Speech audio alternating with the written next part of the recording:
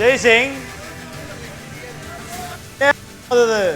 தளபதி ஜெய்சகான் சிவாஜியின் படைகளை ஓட ஓட விரட்டி இருப்பான் இல்லையா?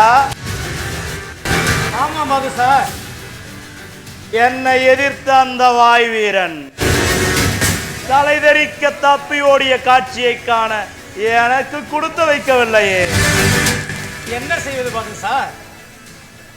சிவாஜியின் மேல் தன் ஆயுள் முழுவதும் படையெடுப்பதை பற்றி கனவு கூட காண மாட்டான்.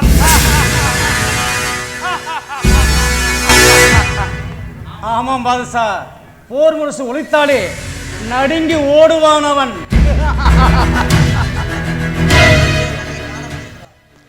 பார்த்தாயா ஜெய்சிங், நமது தளபதி சேஷ்டகான் பாலே சாமர்த்தியசாலி. வெற்றிகரமான தாக்குதலை விரைவாக நடத்திவிட்டு வெற்றி அறிவிக்க விரைவாக வந்து விட்டான். ராவணே, அவரை உடனே அழைத்து வா.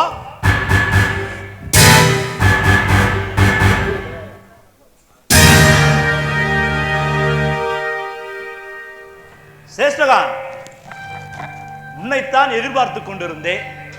நீயே வந்து விட்டாய்.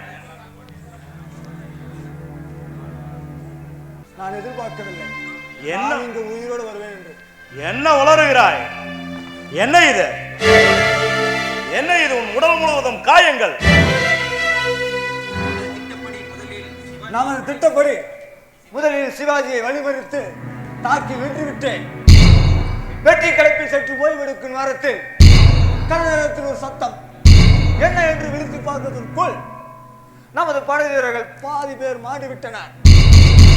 உடனே சிவாஜியிடம் சண்டையிட்டேன், போரிட்டேன். எனது கட்டையில் பறி போனது. ஐயோ, நான் கண்ட பலன்.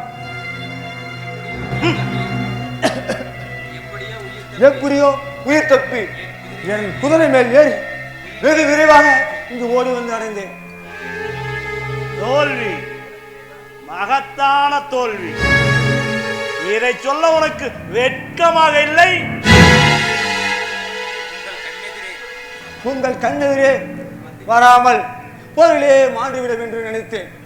ஆனால் நமது படை வீரர்கள் அனைத்தும் இறந்து விட்டனர். ஒருவர் இந்த உயிர் உங்கள் தோல்வி சொல்வதற்காக நான் ஓடி வந்திருக்கிறேன். என்ன? நமது படை வீரர்கள் எல்லோரும் மாண்டு விட்டார்கள். அப்படி என்றால் பூனா கோட்டையும் சிவாஜியின் வசமாகிவிட்டதா? சேஷ்டகான், நீ கொண்டு சென்ற ஏராளமான ஆயுதங்கள், யானைப்படை, புறவிப்படைகள் இவையெல்லாம் என்ன ஆயின? நான் இப்படிப்பட்டு உயிர் தப்பினால் போதும் என்று ஓடி வந்திருக்கிறேன்.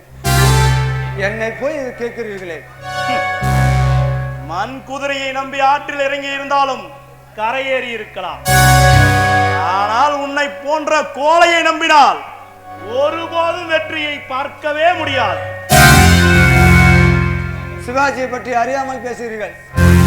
நான் 8 அடி பாய்ந்தால் அவன் 16 அடி பாய்கிறான். பேசாதே! என் கண்ணெதிரே நிற்காமல் ஒளிந்து போ.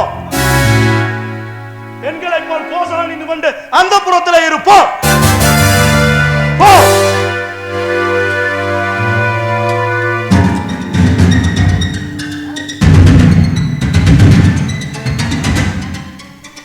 படைபலத்தை நம்பி இனி பலனில்லை.